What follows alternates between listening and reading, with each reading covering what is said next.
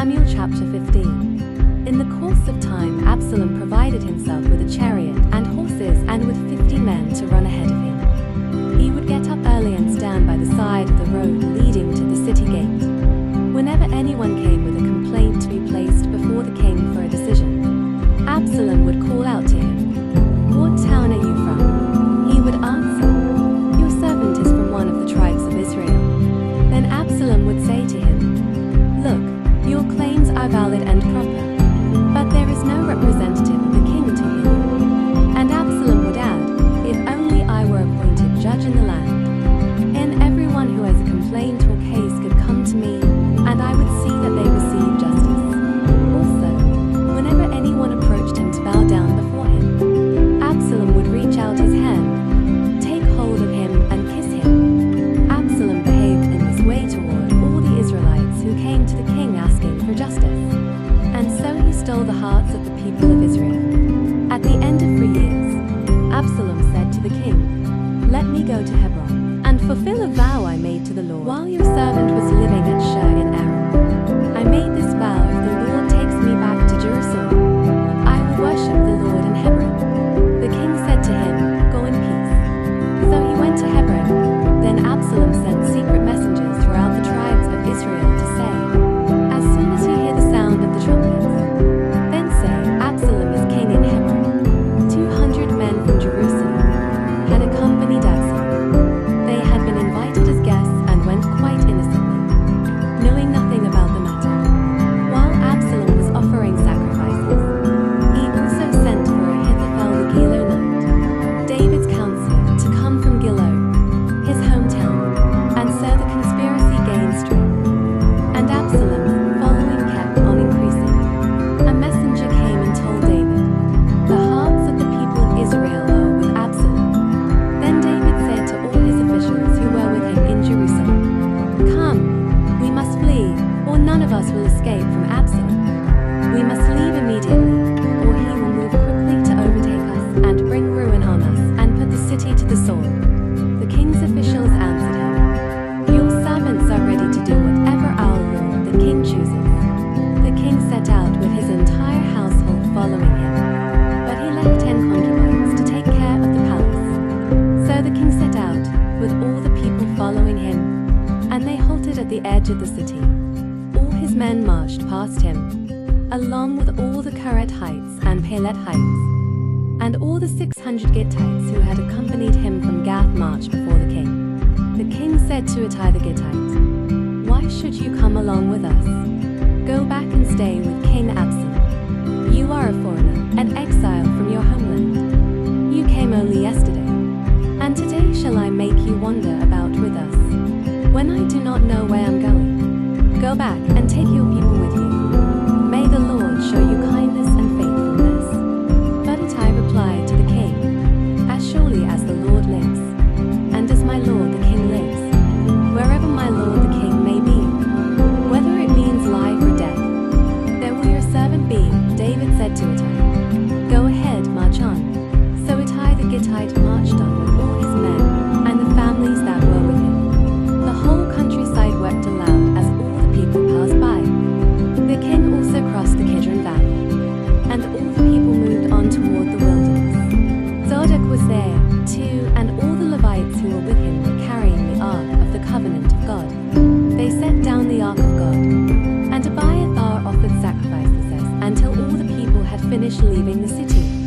Then the king said to Zadok, "Take the ark of God back into the city. If I find favor in the Lord's eyes, he will bring me back and let me see it and his dwelling place again. But if he says, 'I am not pleased with you,' then I am ready, let him do to me whatever seems good to him." The king also said to Zadok the priest, "Do you understand? Go back to the city with my blessing. Take your son Ahimaaz with you, and also Abiathar's son Jonathan. You and Abiathar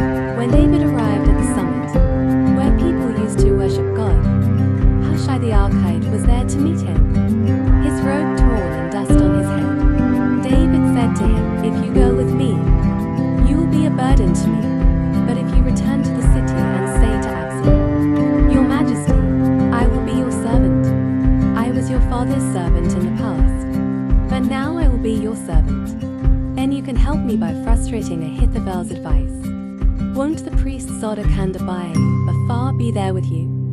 Tell them anything you hear in the king's palace. Their 2 sons, Ahimaaz son of Zadok and Jonathan son of Abiathar, are there with them. Send them to me with anything you hear. So Hushai, David's confidant, arrived at Jerusalem as Absalom was entering the city.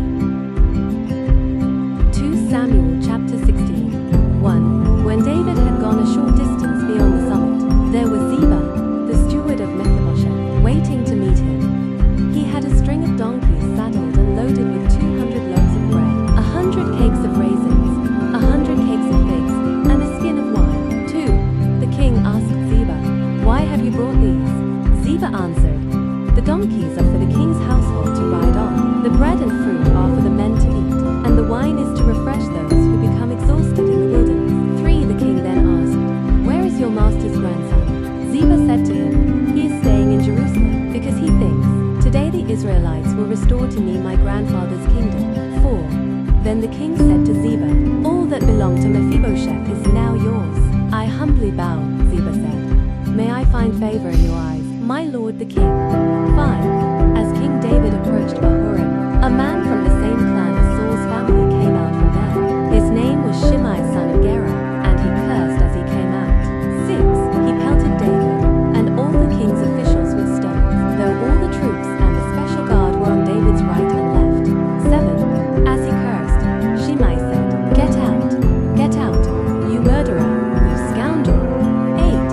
The Lord has repaid you for all the blood you shed in the household of Saul, in whose place you have reigned. The Lord has given the kingdom into the hands of your son Absalom. You have come to ruin because you are a murderer. 9. Then Abishai son of Zeruiah said to the king, "Why should this dead dog curse my lord the king? Let me go over and cut off his head." 10. But the king said, "What does this have to do with you, you sons of Zeruiah? If he is cursing because the Lord said to him, 'Curse David,' who can ask, 'Why do you do this?'" 11. David then said to Abishai and all his officials, "My son, my own flesh and blood, is trying to kill me. How much more, then, this Benjamite? Leave him alone. Let him curse, for the Lord has told him to." 12. It may be that the Lord will look upon my misery and restore to me his covenant blessing instead of his curse today. 13. So David and his men continued along the road, while Shimei was going along the hillside opposite him, cursing as he went and throwing stones at him and showering him with dirt. 14. The king and all the people with him arrived at their destination exhausted, and there he refreshed himself. 15. Meanwhile, Absalom and all the men of Israel came to Jerusalem, and Ahithophel was with him. 16. Then Hushai the Archite, David's confidant, went to Absalom and said to him, "Long live the king! Long live the king!" 17. Absalom said to Hushai, "So this is the love you show your friend? If he's your friend, why didn't you go with him?" 18. Hushai said to Absalom, "No, the one chosen by the Lord, by these people, and by all the men of Israel his eye will be, and I will remain with him." 19. Furthermore, whom should I serve? Should I not serve the Son? Just as I served your father, so I will serve you. 20. Absalom said to Ahithophel, "Give us your advice. What should we do?"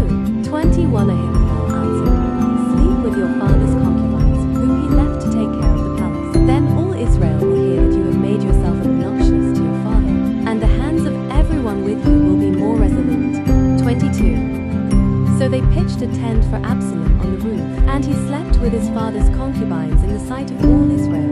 23. Now in those days the advice Ahithophel gave was like that of one who inquires of God. That was how both David and Absalom regarded all of Ahithophel's advice. Luke chapter 20, verse 27 to 47. 27. Some of the Sadducees, who say there is no resurrection, came to Jesus with a question. 28. Teacher, they said, Moses wrote for us that if a man's brother dies and leaves a wife but no children, the man must marry the widow and raise up offspring for his brother. 29.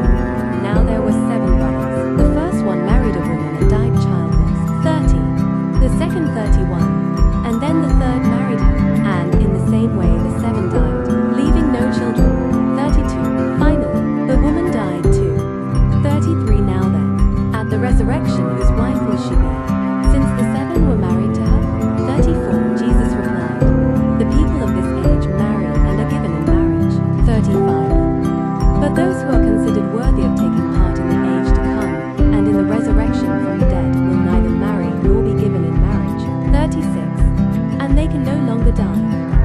for they are like the angels. They are God's children, since they are children of the resurrection. 37. But in the account of the burning bush, even Moses showed that the dead rise, for he calls the Lord the God of Abraham, and the God of Isaac, and the God of Jacob. 38. He is not the God of the dead, but of the living, for to him all are alive.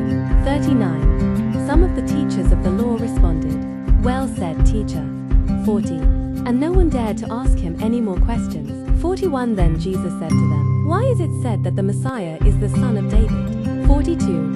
David himself declares in the book of Psalms, "The Lord said to my Lord, sit at my right hand." 43. Until I make your enemies a footstool for your feet. 44. David calls him Lord. How then can he be his son? 45. While all the people were listening, Jesus said to his disciples, 46. Beware of the teachers of the law. They like to walk around in flowing